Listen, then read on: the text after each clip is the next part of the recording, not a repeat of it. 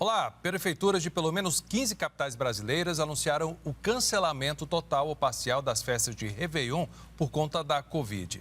Aqui no Ceará, além de Fortaleza, as cidades de Jijoca de Jericoacoara, Sobral e Aracati, tradicionais destinos do período, também optaram pelo cancelamento da celebração. As festas particulares estão liberadas desde que sigam as determinações previstas nos decretos sanitários em vigor. A motivação é a chegada da variante sul-africana Omicron, que está presente em 28 países e possui sintomas diferentes dos da Delta, a responsável pela maioria dos casos recentes de Covid-19 no mundo. E para orientar sobre os cuidados com a nova variante, está aqui comigo no estúdio o doutor Antônio Lima, que é médico epidemiologista e gerente da Célula de Vigilância Epidemiológica da Secretaria Municipal da Saúde de Fortaleza, e via Skype o doutor Gonzalo Vecina Neto, que é médico sanitarista, professor da Faculdade de Saúde Pública de São Paulo, primeiro presidente da Anvisa e um dos idealizadores do Sistema Único de Saúde do Brasil, que eu já começo agradecendo a presença dos dois e dizendo o quanto estou honrado aqui. Muito obrigado, viu? Prazer. Doutor Vecina também. Muito obrigado, a honra é toda minha. E quero cumprimentar aqui o Antônio Carlos, o Antônio Lima e a você. Olha, eu estou falando aqui com dois gestores na área da saúde. O senhor, inclusive, já foi secretário aí no estado de São Paulo. E me vem sempre essa pergunta se a questão da vacinação é uma falha de gestão pública. Se o Brasil poderia estar muito melhor atualmente nesse quesito. Na minha opinião, não existe nenhuma sombra de dúvida de que nós estamos vivendo um apagão das vacinas. E não é deste governo. Esse apagão começou aí ao final de 2015 e 2016. Nós paramos de fazer campanha de vacinação e este parar de fazer campanha de vacinação está dando essa queda na cobertura das vacinas tradicionais. Sim. Nós estamos falando de poliomielite, de sarampo, difteria, estamos falando dessas vacinas, a vacina da gripe, né? Foi um desastre a vacinação contra a gripe neste ano. E as consequências desse desastre nós estamos já assistindo. Existem surtos acontecendo no Rio, aqui em São Paulo, de casos de gripe, uma doença que tem uma mortalidade baixinha, mas tem uma mortalidade, mata velhos, mata crianças, mata gestantes, e que não foram tomar vacina, que estava disponível. Mas não foram tomar vacina por quê? Porque o Estado foi incompetente para convocar as pessoas para ir tomar vacina. Mesmo a vacinação de Covid, nós tivemos muito má convocação. Não fosse a imprensa, não fossem vocês da imprensa fazerem o papel que deveria ser do Estado, da convocação para a vacina, nós também estaríamos numa situação crítica em relação à Covid-19, porque faltou coordenação por parte dos governos. O governo federal, o mais importante, porque é a responsabilidade dele, está na lei do PNI, que é a responsabilidade do governo federal. Mas, além disso, os governos estaduais e municipais também não fizeram a convocação que deveria ter sido feita. Eu vou trazer essa sua fala aqui para cá, doutor Antônio Lima, porque, por exemplo, aqui o que a gente esperava é que fossem notificadas as pessoas que precisariam ir tomar a dose da vacina. Muita gente precisou consultar se estava com o nome na lista, o que já é uma dificuldade. A pessoa já está lá esperando, obviamente, pela imunização, mas querendo ser convocado. Aí, o que aconteceu no caso de Fortaleza? Bom, é um prazer também estar com o professor Gonzalo, com você, para a gente esclarecer algumas questões. Eu concordo integralmente com a fala inicial sobre a dificuldade que nós temos hoje de alcançar coberturas razoáveis. E isso vem, como o professor mencionou, nós temos... nós estamos num momento muito difícil, né, de coordenação de políticas nacionais em geral de saúde, né? O Programa Nacional de Imunização, que talvez seja o programa que costumava ser o mais robusto do mundo, né, com o maior cartel de vacinas do mundo, hoje não tem um coordenador, por exemplo, né? O Programa Nacional, a interlocução é muito difícil. E você tem dificuldades de campanhas, etc., publicidades e tal. Com relação à Covid, especificamente, que é a sua pergunta, sobre estratégias montadas por municípios, capitais e estados para vacinação, elas variaram muito. Mas eu acredito que, diante das circunstâncias, eu ter hoje em Fortaleza 86% da população vacinável com esquema completo e 93% com primeira dose, e alcançar isso com irregularidade de vacina, com um esforço tremendo que foi feito. A gente comemorou cada voo que chegou aqui. Foi um esforço de montagem de diversos aplicativos, de convocações, de estratégias de penetração em territórios mais vulneráveis, territórios de violência, com ônibus de vacina. Ou seja, os estados, professor, eu acho que tem variações no país, mas eu acho que os estados, os municípios, eles fizeram o que foi possível para dar vazão mais rápido diante do que a gente recebia. Se a campanha foi longa demais, por exemplo, nós temos uma pesquisa aqui em andamento, evidentemente que o impacto da segunda onda seria muito menor. Sim. Se a gente tivesse tido vacinas antes e tivesse vacinado rápido. Porque uma das questões de campanha é que campanha é para ser feita rápida. Não é para você fazer uma campanha de 7 meses. Você só faz campanha de 7 meses porque você não tem vacina. Se você tivesse vacina, você faria mais rápido. Então, diante das circunstâncias, eu acho que o momento que nós temos hoje, claro que se a gente olhar para trás, vários desfechos desfavoráveis, desde internações, poderiam ser evitadas, óbitos, etc., etc., por várias circunstâncias. Mas, diante disso, eu acredito que a gente tem conseguido, pelo menos eu conheço um pouco as experiências das capitais do Nordeste, boas coberturas, pelo menos nesse momento. Evidentemente que a gente pode discutir muitos outros aspectos, mas as estratégias, como você mencionou, agendamento ou não agendamento, demanda livre, não demanda livre, concentrar vacinas em grandes drive-thrus ou shoppings, etc., em detrimento dos postos de saúde no início, principalmente, discussão sobre conservação de vacina, né, distorção entre coberturas do interior dos estados e das capitais, que existe aqui no Ceará, existe no Amazonas, existe em Roraima, existe até em Pernambuco. Então, claro que tem isso, né? Mas diante das circunstâncias, eu acredito que as pessoas têm tentado fazer o que tem sido possível, diante também de uma distribuição de vacinas que era difícil da gente, de previsão muito difícil, porque mudava sempre. Certo, né? Então, eu acho que foi o que está sendo possível, claro que com falhas, mas eu não acredito muito que poderia ser muito melhor, não. Eu acho que é importante essas questões que o Antônio colocou e lembrar que este ciclo de vacinação Covid-19, eu estou me referindo exclusivamente ao Covid-19, tem uma dificuldade adicional. Nós trabalhamos com 4 vacinas, onde cabia uma vacina, né? Isso fez com que essa logística de vacinação, primeira dose de uma, segunda dose de outra, isso foi muito mais complexo ainda, e os municípios, particularmente os municípios, porque quem vacina é o município, o Estado não vacina. As unidades de saúde que são responsáveis pela vacinação são as unidades municipais. Então, os municípios fizeram um trabalho que a gente tem que reconhecer. É óbvio que existem negacionistas aí no meio, quer dizer, uma coisa é você falar do governo federal, que tem essa responsabilidade de coordenar nacionalmente isso. Aí o governo federal se retirou dessa coordenação, o Supremo Tribunal Federal tomou a decisão de transferir essas decisões para os estados e os municípios. Então, em vez de ter uma decisão em Brasília, nós estamos tendo 5.600 decisões, mais 27 estados. É óbvio que a chance de balbúrdia é imensa, mas os municípios e a maioria, não todos, governos estaduais, conseguiram conduzir a população para a vacinação.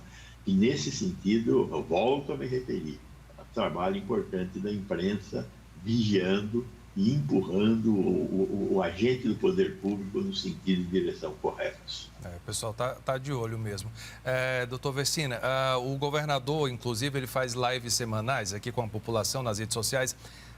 Nas últimas terças-feiras, ele tem convocado, doutor Antônio, você deve ter acompanhado, a população a se vacinar não só com relação à Covid-19, mas para o Plano Nacional de Imunização, as vacinas de rotina mesmo, porque também estão abaixo. Quer dizer, o gestor do Estado tem convocado a população. Tem meia culpa aí do povo também que não está indo se vacinar, como o senhor falou antes, né? Concordo com você. Agora, eu reforço a questão da convocação. Se você não convoca, as pessoas não vão. Qual é o nosso problema hoje com a cobertura de vacina do sarampo, com a cobertura da vacina da polio, e todas as outras vacinas? Elas estão disponíveis nas unidades de saúde, elas foram compradas, elas foram distribuídas e a população não está indo se vacinar. Por quê? Porque existe uma convocação complicada, não está havendo a convocação. Nós tivemos dias do PNI e em um sábado, em um único sábado, aplicar 10 milhões de doses de vacina. 10 milhões de doses de vacina. Então, vacinar, a gente sabe. O que está faltando agora é chamar a população que vem vacinar. O brasileiro não nega a vacina. Lógico, tem 2% que negam vacina. Em todo lugar tem um grupo de idiotas. Então, temos aí os idiotas que se negam a vacinar. Agora, a grande maioria da população brasileira aprendeu que o caminho de evitar essas doenças típicas são da infância e do envelhecimento também, é vacinando. Então, não há negação de vacina. Quando você pega a porcentagem de pessoas vacinadas com a vacina de gripe em 2018, 2019, você vai ver lá que são 80% das pessoas que tinham que ser vacinadas, velhos, trabalhadores de saúde, crianças e gestantes, foram atrás da vacina. Por quê? Porque houve convocação. Nós paramos de convocar por causa da restrição orçamentária. Então, sem se comunicar, não tem como a população aprender que está na hora de ir no posto de saúde e buscar a sua vacina. Ainda em relação a essa questão que o professor está colocando, de convocação, né, restrição orçamentária, eu também acredito que não houve também planejamento do governo federal de convocação, porque aí tem um tema que eu acho central. Como nós fizemos, por exemplo, a campanha de vacinação da Covid-19 sem campanha. Não teve campanha nacional. Não teve, não teve convocatória nacional. Procure o seu posto de saúde, procure nada disso. Mas tem uma explicação muito Não, óbvia. evidentemente, porque nós temos... Agora, uma das coisas, né, professor Gonzalo? Nem o próprio presidente Uma das coisas que me chama hoje. muita atenção sobre o Brasil e sobre a nossa tradição, né, de vacinação. Reconhecimento mundial, muito longa, né? É que imagine sem convocação, sem o presidente se opondo à vacinação e mesmo assim você conseguir uma cobertura que nós temos hoje. Por esse lado, a gente fez um ótimo trabalho. Eu acho que também teve uma questão de dolo, não foi apenas restrição orçamentária. Eu acho que tem também o fato de realmente não se planejar e não se fazer as campanhas que deveriam ser feitas. Sim. Porque eu acho que não era apenas uma questão financeira. Será que... E olha, Cristian, se a gente tivesse comprado vacina, veja, a Pfizer ofereceu vacinas em agosto. Bem antes isso. Da Saúde. Agosto. Quando que nós compramos a vacina da Pfizer? Em março. Veja, com essa capacidade de vacinação que nós temos 38 mil salas de vacinação no Brasil, nós teríamos condição de vacinar alguma coisa entre 2 e 3 milhões de doses por dia. Nós tínhamos que vacinar 160 milhões de brasileiros, os adultos acima de 18 anos. São 320 milhões de doses, vacinas de 2 doses. Pois bem, 320 milhões de doses, com essa capacidade de vacinar 3 milhões de doses por dia, eu teria terminado em maio. Se eu começasse em janeiro, que foi quando as vacinas começaram a ser distribuídas mundialmente, eu terminaria de vacinar em maio. O que acontece quando eu vacino toda a população? Para a mortalidade, para os casos graves, em maio eu podia ter acontecido, ter chegado a isso. Em maio eu estava vivendo o período mais crítico dessa variante gama. Chegamos a 3 mil mortes como média diária de mortes. Então, nós poderíamos ter evitado praticamente toda a mortalidade que ocorreu de maio até hoje se nós tivéssemos vacinado a tempo a nossa população. Por isso existe culpa e importante desse governante no que diz respeito às mortes ocorridas no Brasil, particularmente a partir de maio. Mas se não houve essa polarização política hoje no país, você acha que o nosso índice estava mais alto de vacinação, por exemplo? Com certeza estaria mais alto. Se houvesse coordenação... Sim. Veja, a gestão não é um acidente no meio do caminho, de quem tem que realizar tarefas. Gerenciar, planejar, organizar é fundamental para conseguir conduzir recursos, pessoas, vontades na direção dos seus objetivos. Nós não tivemos isso do governo federal, tivemos... Veja, tem um exemplo que eu fico sempre meio complicado de comentar, que é o consórcio Nordeste. Sim. Veja, existe coisa mais inteligente do que o consórcio Nordeste? O consórcio Nordeste foi uma proposta dos governadores dos 9 estados do Nordeste de substituírem algo que estava ausente, que era o governo federal. Agora, vamos imaginar, o consórcio Nordeste quis comprar vacina. Sim. Se isso tivesse dado certo, qual seria a situação do Brasil hoje? O consórcio Nordeste estaria vacinado e o resto do Brasil não. Nós teríamos 2 Brasis, né? A Confederação do Equador finalmente teria acontecido, né? Quer dizer, é uma coisa dramática. Lógico que foi fundamental o consórcio Nordeste. Foi por causa do consórcio Nordeste que eu acho que o presidente se movimentou. Mas, se tivesse dado certo, nós hoje estaríamos discutindo aqui o fato de que os estados do Nordeste estão vacinados e o resto do país não. São brasileiros. Professor Gonzalo, inclusive o consórcio Nordeste, eu participei, né, no início como um dos representantes aqui do estado do Ceará no consórcio, no comitê científico. Mesmo pré-vacina, o consórcio tentou discutir um momento dramático do Ceará e de Pernambuco, principalmente, no início da primeira onda.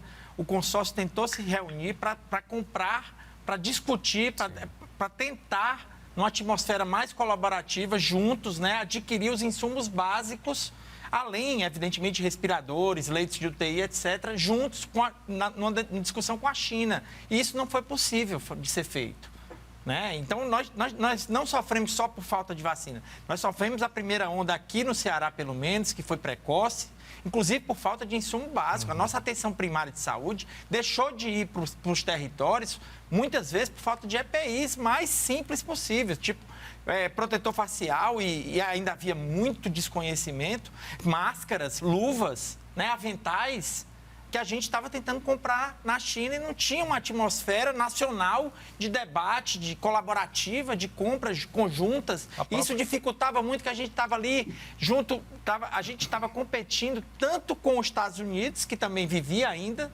um período de pico, quanto ainda com o final da primeira onda na Europa. Então foi muito difícil. Esse debate inicial também. Eu lembro que o governador tentou comprar a Sputnik também, a vacina, e foi barrado, assim.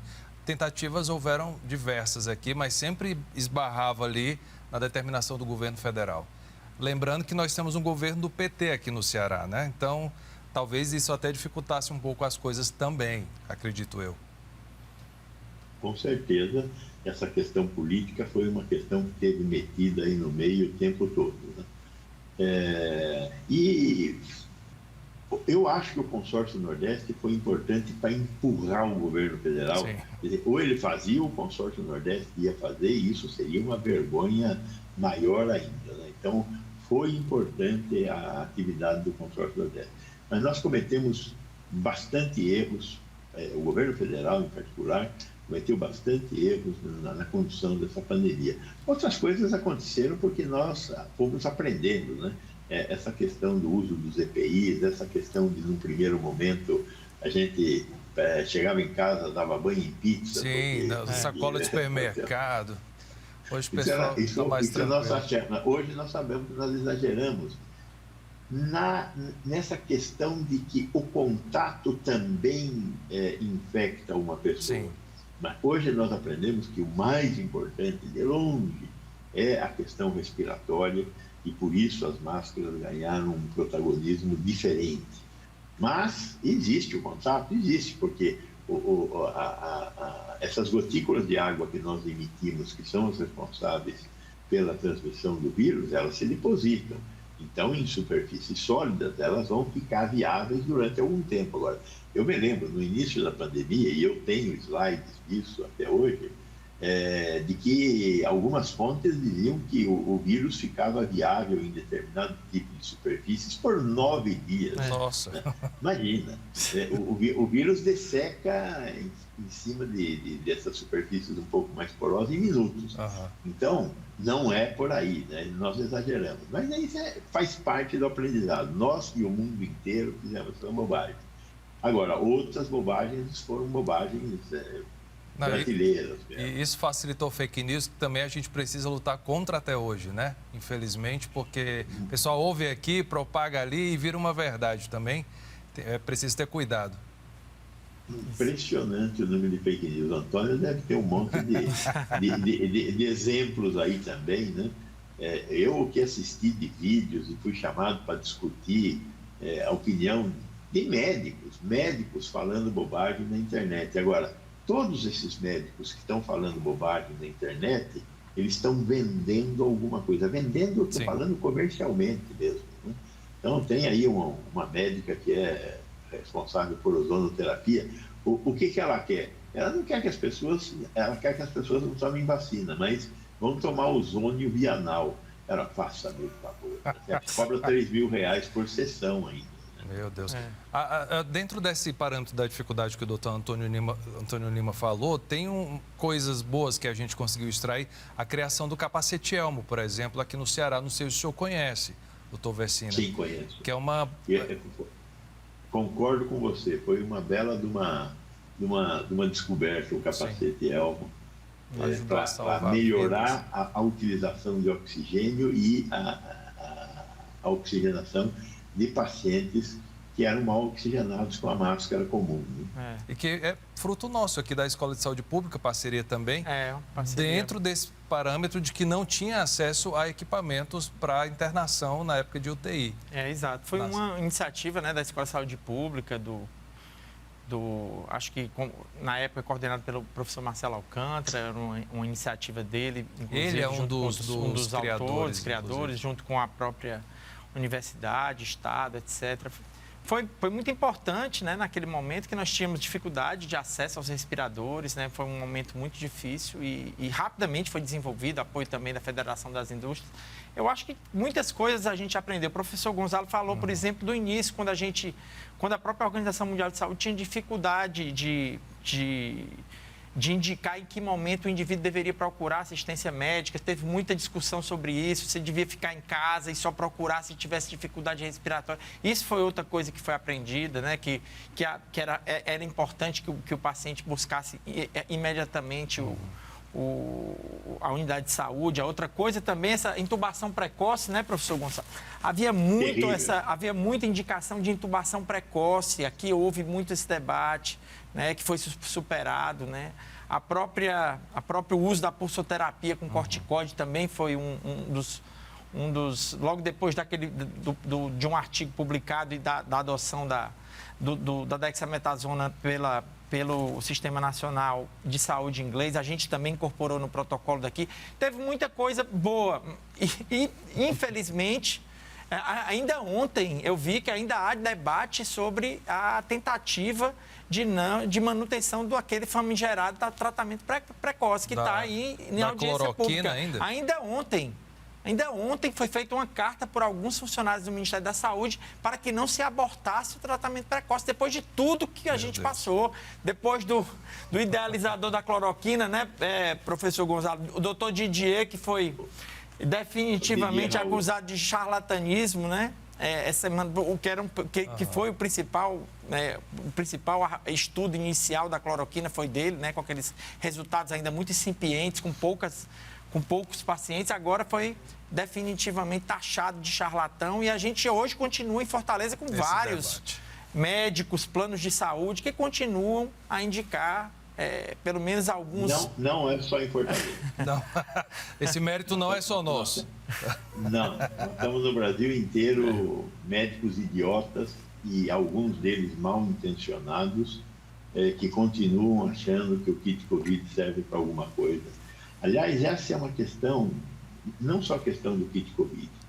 Eu acho que o manejo do paciente grave nas nossas UTIs, ele é bastante complexo, O funcionamento de uma UTI também é bastante complexo.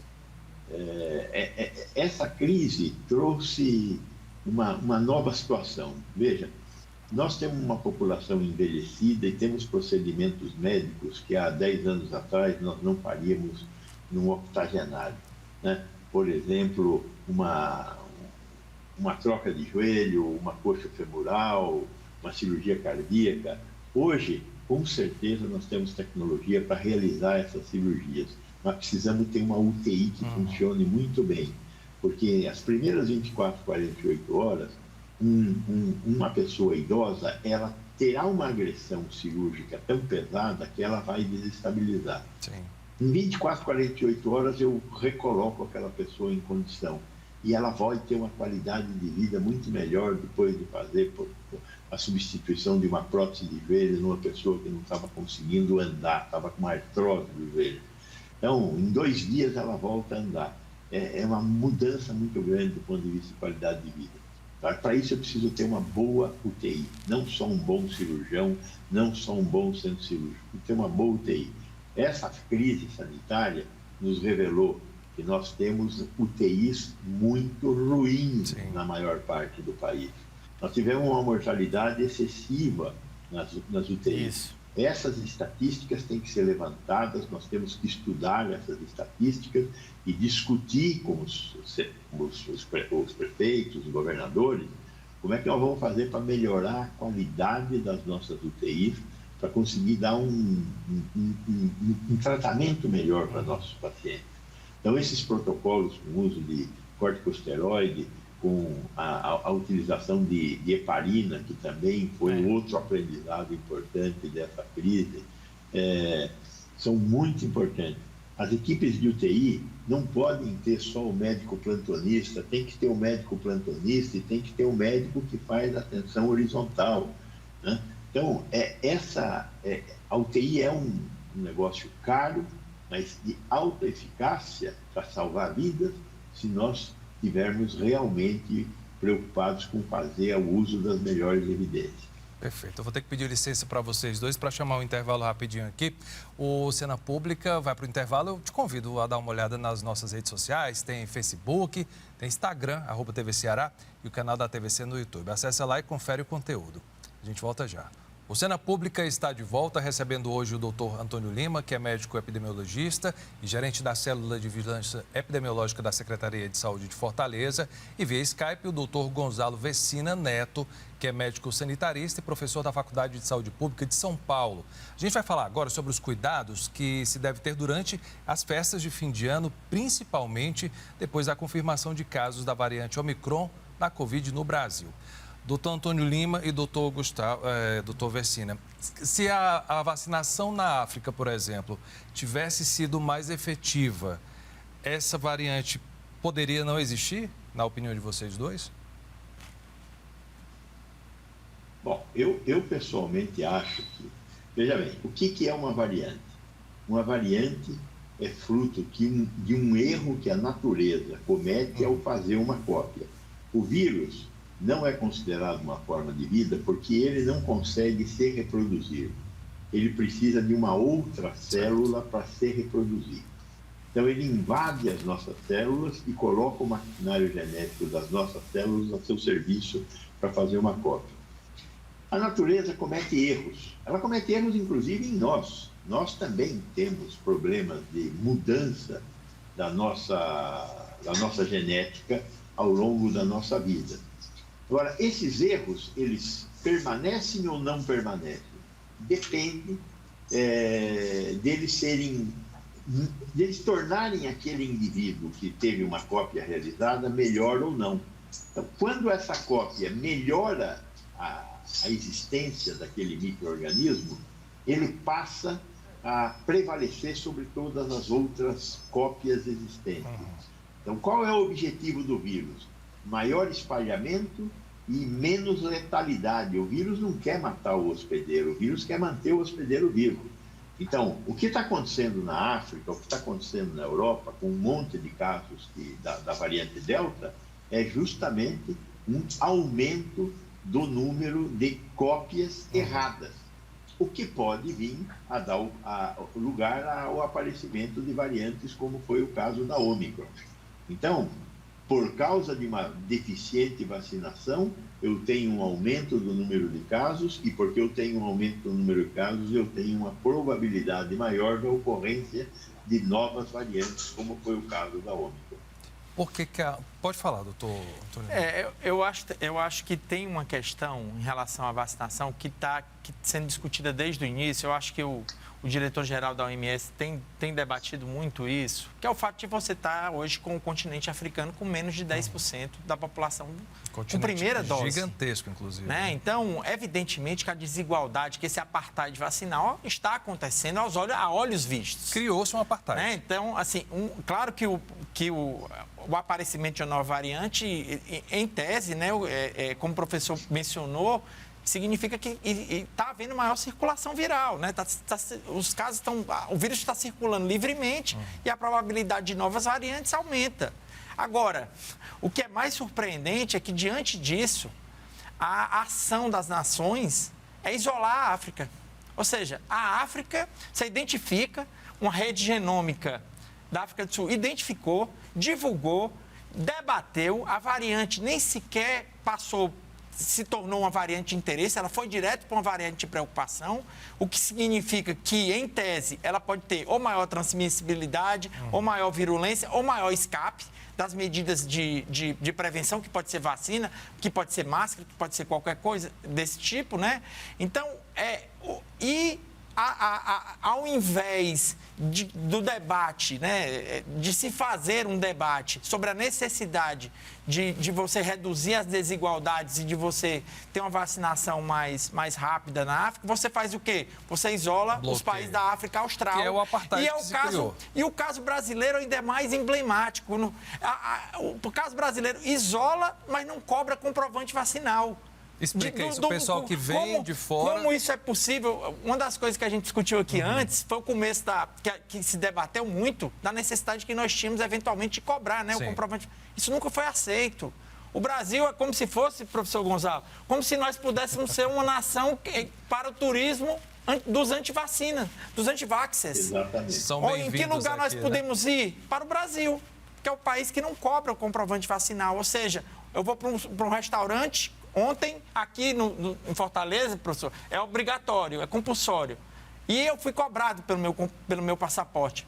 Mas de qualquer lugar que eu vier, da Rússia, de toda a área do leste europeu, não é cobrado um comprovante vacinal no Brasil. Ou seja, é como se a gente não tivesse realmente nenhuma lógica na resposta nacional à pandemia. E o mundo precisa também rever, porque não vai haver trégua, não vai haver fim de pandemia, com você protegendo alguns lugares e outros não, né?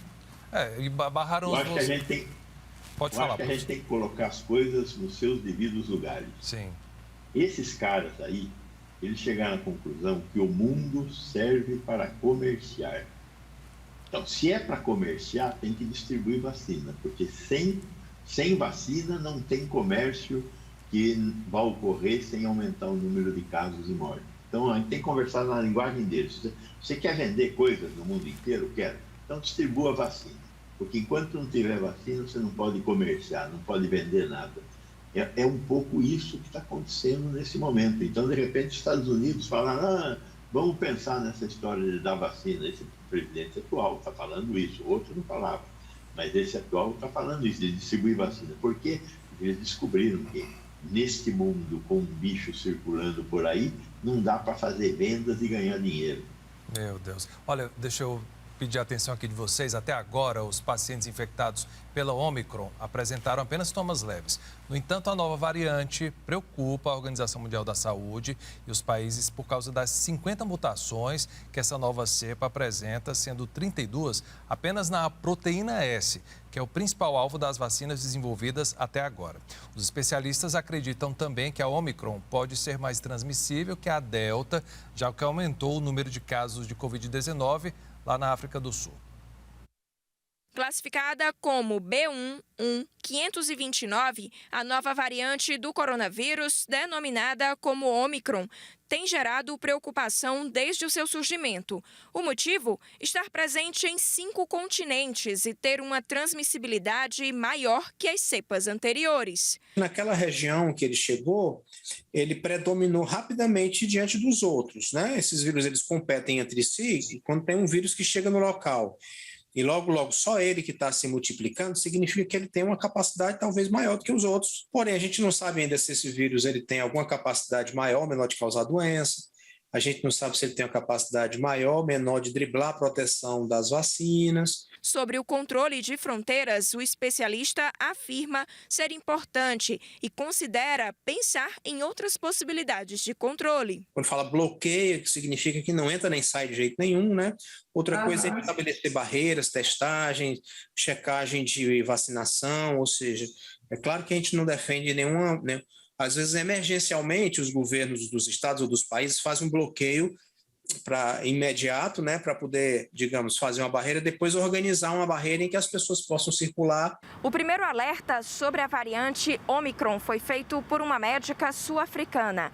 Em seu relato, ela disse que os pacientes apresentaram sintomas leves, mas era preciso que houvesse tempo para que a ciência investigasse e tivesse informações suficientes sobre a nova cepa e o que ela pode provocar nas pessoas. É importante dizer que para que a gente consiga detectar essa nova variante, assim como outras que possam surgir, é preciso que as pessoas realizem a testagem pelo método RT-PCR, que é aquele do algodãozinho, do cotonetezinho. É importante fazer essa coleta se você tiver qualquer sintoma gripal. Diante das poucas informações, o governo do Ceará proibiu no último decreto a realização de grandes eventos como o Réveillon. Já para aqueles eventos realizados em ambientes fechados, podem receber até 2.500 pessoas.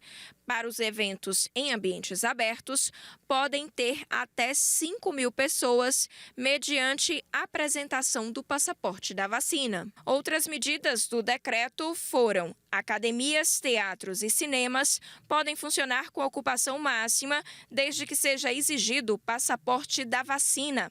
Em partidas de futebol, podem ter até 80% da capacidade total e será exigido comprovação do esquema vacinal para aquelas pessoas maiores de 12 anos. O passaporte da vacina agora precisa ter também a comprovação da dose de reforço para o público elegível. Dentro desse cenário de incertezas, a impressão que dá é que a gente vai, nada, de repente volta a estaca zero de novo.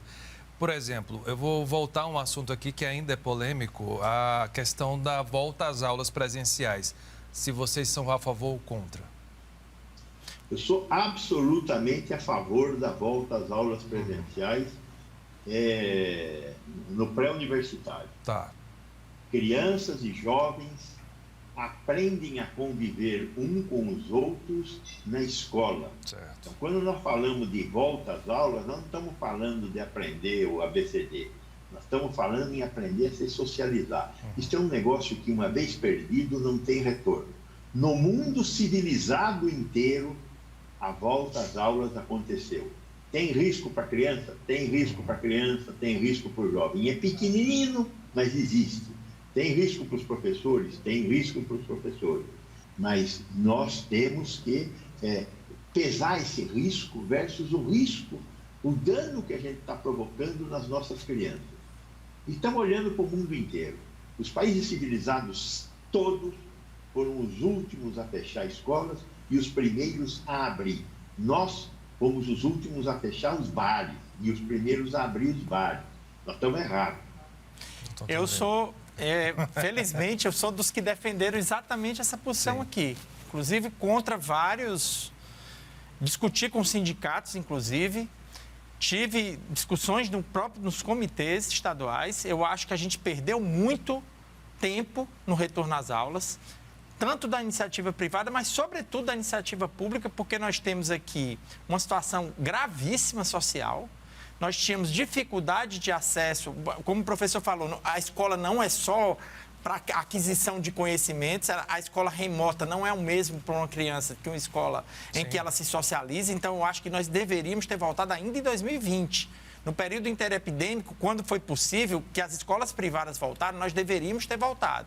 Essa foi minha posição pessoal e continua sendo. Em relação ao pré-universitário. Eu sou professor universitário e voltei presencialmente também. No meu caso, só com esquema vacinal completo para todos, tanto para os estudantes quanto para mim. Então, eu também vejo, a própria universidade, eu também vejo que nós deveríamos ter retornado também. Eu acho que há um prejuízo. No meu entendimento, não é só o prejuízo, não se restringe apenas à população infantil ou adolescente. Eu acho que você tornar, por exemplo, eu sou professor do curso de medicina, em que se discute habilidades médicas, que se discute esse contato, você tornar tudo remoto, no meu caso particular, houve um prejuízo grande. E no momento em que você retorna com 100% das pessoas vacinadas, professores e alunos, eu acho que não tem porquê. Porque, caso contrário, quando a gente vai retornar? É verdade. É uma coisa que não se recupera mais, eu acho, né? Porque se nós estamos já com essa situação atual, por que não retornar? Outra polêmica que sempre se debate, muita gente comemorou a não obrigatoriedade do uso da máscara. E que isso está em questão até hoje também. É importante manter esses cuidados, doutor Vecini e doutor Antônio Lima, do álcool em gel, do uso da máscara? Veja, tem uma parte dessas coisas que eu vou chamar de rito, né? Então, o rito é importante. Então, o uso do álcool em gel, volto a dizer, transmissão por superfície existe, mas é bem mais raro. Se eu passar a mão numa superfície sólida, poderei pegar vírus na mão. Para o vírus entrar no nosso organismo, eu preciso colocar a mão na boca ou no nariz. Não tem como ele penetrar do outro jeito. Então, tem um rito aí nessa história do álcool gel. A máscara, por outro lado, a máscara é extremamente eficaz. Certo. Eu acho que a máscara deve continuar nos acompanhando. Quando eu gripar, eu vou trabalhar com máscara, porque gripe não é uma doença que precisa de hospitalização. Agora, também não tem cabimento eu ir trabalhar e disseminar minha gripe para os outros trabalhadores. Então, eu vou usar máscara. No Oriente, isso é assim. Hoje, no Japão, China, esses países, eles usam máscara o tempo todo. Então, eu acho que a máscara nós temos que botar na nossa cabeça que é um protetor do próximo e da gente fundamental. Então, agora, a máscara em ambientes abertos é importante? Não é importante. Por quê? Porque em ambientes abertos, a circulação do ar dissipa o aerosol. Aqui na minha frente agora, existe uma nuvem de microgotículas invisíveis, e dentro das microgotículas tem a bicharada que mora na minha boca. Nós temos uma bicharada louca que mora com a gente, né? O nosso bioma, né? Então está tudo aqui. O vento, a circulação do ar em território livre dissipa esse aerosol. Agora, aqui na sala onde eu estou, o aerosol está parado aqui na minha frente e ficará alguns minutos aqui na minha frente. E se alguém atravessar o meu aerosol, ele vai respirar os meus bichos. Isso faz parte da vida. Isso é assim. E agora que existe a probabilidade de no meu aerosol ter Covid e SARS-CoV-2, então, em ambientes fechados, eu tenho que usar máscara. Nós temos eventos, por exemplo, uma orquestra lá, um coral em Boston, de 60 pessoas, que um cara infectado, ele transmitiu a doença para 45 membros do coral, que tinha 60. Por quê? Porque cantar aumenta a produção dessas microgotículas. E uma pessoa infectou 45 pessoas. Então, ambientes fechados, a coisa é muito dramática mesmo. Então, em ambientes abertos, não precisa. Agora, tem que explicar. Se no ambiente aberto você aglomerar, tem que usar máscara. Quando começa a ter que explicar muito... É melhor adotar de vez, né? Concordo? Concordo integralmente. Foi exatamente isso que a gente imaginou aqui para o Ceará. É evidentemente que o ambiente aberto não aglomerado, você tem um risco muito pequeno. Em tese, você não necessariamente usaria. Mas o problema é que a gente tem aglomerações em ambiente aberto importantíssimas semanalmente em Fortaleza, no Ceará, né? Na beira-mar, enfim, em atos, em shows ao ar livre. Restaurantes aqui. Restaurantes ao ar livre. Então, o uso da máscara, eu acho que vai nos acompanhar e a gente tem isso. Sobre o álcool gel, é simbólico, é um rito, como era aquela medição da temperatura. E concordo integralmente. Eu não conheço nenhuma publicação importante que demonstre transmissão, mesmo que em pequena escala, da Covid-19 por meio de contato com superfície contaminada. Não conheço nenhuma publicação mais robusta. Agora, o uso da máscara é difícil, por exemplo, sair no decreto. Se você estiver em ambiente aberto, não aglomerado, não precisa. Se aglomerar, precisa. Sim. Se entrar num ambiente fechado... Então, esse debate, a gente acha que, pelo princípio da precaução, use. Agora, a gente tá nesse período de pré-festas e parece que todo mundo se planejou porque, enfim, o esquema vacinal estava bem avançado e todo mundo começou a fazer planejamento de reunir a família e tudo. Aí apareceu a Omicron agora, deu esse banho de água fria em todo mundo. Mas que tipo de cuidado o pessoal que vai manter a festa, vai reunir ali a família, até porque está permitido aqui no Ceará, em determinado número de pessoas, que tipo de cuidado vocês indicam para quem está pensando em fazer festa em casa? 2 cuidados. Passaporte de vacina. Cobrar lá na porta de casa. Porta de casa. Número 2, perguntar para o vacinado com quem ele vive. Porque se o vacinado vive com uma criança que não foi vacinada, ele traz um risco com ele. Eu não estou dizendo que a gente deve evitar, a gente só deve saber, para depois acompanhar o que vai acontecer depois da festa. Eu acho que não existe jeito de viver sem risco. Vamos minimizar, mas tem um negócio chamado saúde mental, ansiedade, depressão. Nós temos que trabalhar com essas questões. E a saúde mental está em risco importante no mundo inteiro hoje. Né? Então, eu pessoalmente acho que fazer o RT-PCR antes da festa, ok, pode ser uma terceira medida, só que é uma terceira medida que vai custar um pouquinho mais caro. Né? Eu acho que pouca gente, o Estado não está oferecendo, isso é um problema do Brasil. Né? Nós estamos oferecendo, o Brasil ofereceu muito pouco RT-PCR. Aí no Ceará vocês têm a Fiocruz, que instalou um equipamento que tem capacidade de fazer 10 mil exames de RT-PCR por dia. Né? Eu acho que até deve estar subutilizado. Então poderia ter uma oferta maior desses testes. Agora, eles têm um custo e a administração pública tem limites para aguentar esses custos. Poderíamos ter RT-PCR oferecido pela administração pública? Poderíamos. Agora, se você for comprar na farmácia, funciona na farmácia? Funciona, só que custa R$150 por teste. Custa uma grana, doutor Antônio Lima. Eu acho que, fundamentalmente, eu lembro bem, professor Gonçalves, da discussão sobre essa questão do Réveillon pré-aumento dos casos da Europa. Antes da Omicron, teve aquele aumento, começou ali, primeiro a Rússia, depois a Rússia por baixa cobertura mesmo, vacinal. Ali você tinha 35% de cobertura só.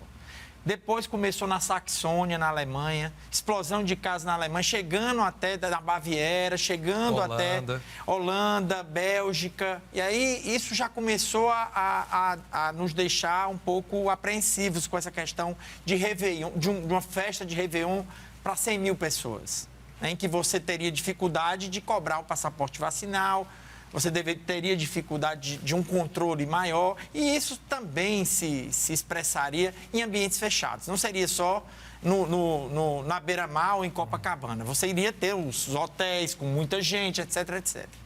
Então, isso já era um aspecto. O outro aspecto da Omicron trouxe também essa mais apreensão e aí terminou sendo canceladas as festas em várias capitais, etc. Eu concordo integralmente. Eu acho que é passaporte vacina e você ter uso de máscara, se necessário, se for um ambiente fechado, porque você, de fato, a vacina protege, mas nem sempre contra a infecção, mas você teria ali um grupo de pessoas com mais ou menos um risco controlável. Diante desse fato, que é o fato de que nós realmente temos que ter uma atenção com a questão da saúde mental das pessoas. O Réveillon de Fortaleza, por exemplo, tinha como mote, professor Gonzalo, a necessidade, assim, tipo, estamos vacinados, é um momento de congraçamento, a cidade sofreu muito, né? Foram milhares de mortes, sim, mas nós estamos nos reunindo, nós estamos aqui tentando um pouco ter uma mensagem de otimismo, de que a gente pode ir para frente, de que a gente, né, é um sofrimento socioeconômico muito grande, tem muitas pessoas hoje que voltaram para a linha de extrema pobreza. Então, era um momento, mais ou menos, de você dar essa mensagem. No entanto, diante dessas novas circunstâncias, a gente vai reduzir o número de pessoas e cobrou a atenção ao passaporte vacinal e às medidas de isolamento mesmo. Falando em números, num apartamento, é recomendado até quantas pessoas para ser seguro, se é que isso existe? No início se falava em 1,5 m, né, entre as pessoas, você calcularia a área do apartamento. Mas não tem mas é muito difícil isso, né? Teve uma época, né, professor, que eram 20 pessoas, né, por unidade habitacional. Eu não me meteria em fazer um cálculo desse, porque depois eu poderia ser processado. Olha, depois usar 20 pessoas e todo mundo pegou a doença. Foi o professor Gonçalo que mandou. Não, e pensando nisso, a companhia aérea, a gente tem todo cuidado no aeroporto, quando vai entrar na aeronave, está ali um em cima do outro, né? As coisas são... Mas na aeronave tem filtro EPA, assim, e tem um tipo de circulação especial. Então, você renova todo o ar da aeronave a cada ciclo de 3, 4 minutos. Excelente. O avião é muito seguro. O avião é seguro. Fora do avião, o antes e o depois do avião é que são elas. Eu não posso deixar de perguntar para os dois aqui se existe a possibilidade de uma nova onda de Covid aqui no Brasil. Qual a opinião de vocês? Tovecino pode começar. Na minha opinião, se não aparecer um bicho resistente à vacina, eu acho que nós estamos numa situação muito positiva. Por quê? Estamos com alguns estados, como é o caso do Ceará, mais de 80% de cobertura. Na média do Brasil, 63%, 64% de cobertura. E nós temos um outro ponto que não tem comprovação científica, que é a quantidade de pessoas que teve a gama. E, aparentemente, por que nós não estamos passando pelo que a Europa está passando com a Delta? Quer dizer, o estrago que a Delta fez na Europa é devido à baixa taxa vacinal, por um lado, mas tem uma coisa diferente, tem duas coisas diferentes lá. O frio, sim, que junta pessoas, e a segunda coisa diferente que eles têm lá, eles não tiveram a gama. Nós tivemos a gama. A gama não saiu da América do Sul. Aparentemente, a gama, quem teve a gama, está protegido contra a Delta. Então, nós temos duas proteções contra a Delta. A nossa cobertura vacinal e as pessoas que tiveram gama e sobreviveram, porque a gama matou 400 mil pessoas. A primeira onda matou umas 200 mil pessoas, a segunda onda com a gama matou 400 mil pessoas. E teve um monte de gente que não morreu. Então, essas pessoas que não morreram estão protegidas contra a Delta. Essa é a minha hipótese.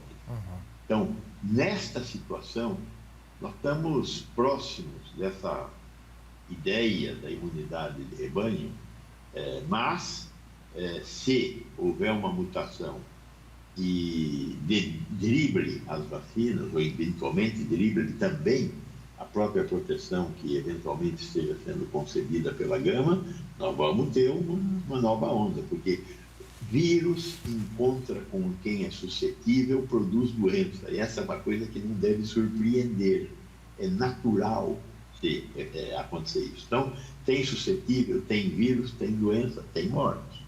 Então, a expectativa é que, se essas condições forem mantidas, nós não teremos uma nova... Estamos livres, né? Concorda, doutor? Concordo. Eu acho que esses aspectos são importantes. A hipótese da gama também é um dado relevante, a nossa cobertura.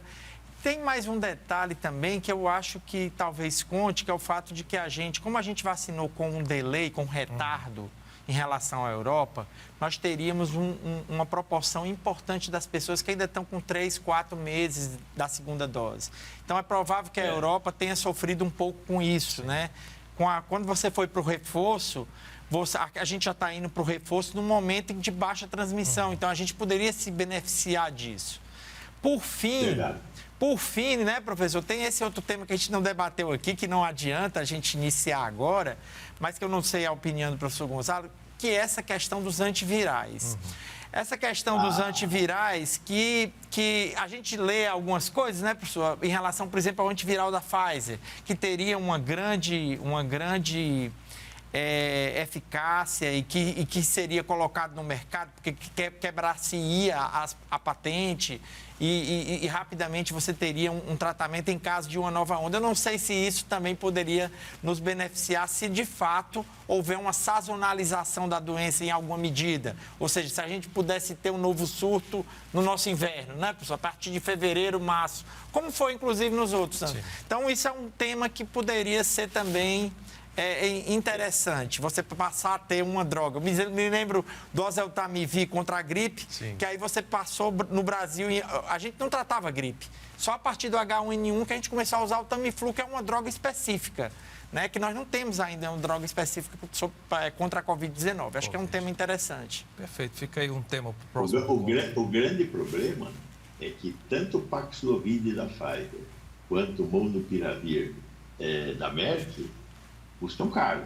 Né? São caros, então, o Molnupiravir já tem preço. O tratamento sai por $2.100. Veja, é tratamento precoce. Se tem 100 pessoas doentes e eu tratar a 100 precocemente, eu evito 3 mortes. Agora, só que eu preciso tratar 100 pessoas. Sim. Porque é tratamento precoce. Então, esse negócio é um negócio que pode ficar muito caro, número 1. Número 2, com certeza nenhum desses dois fabricantes tem capacidade para abastecer um mercado mundial que quisesse comprar uma dessas duas drogas para fazer tratamento precoce em massa. Pois então, olha, o Cena Pública vai ficando por aqui. Eu quero agradecer mais uma vez a presença do doutor Antônio Lima. Ele é médico epidemiologista e gerente da Célula de Vigilância Epidemiológica da Secretaria Municipal da Saúde de Fortaleza.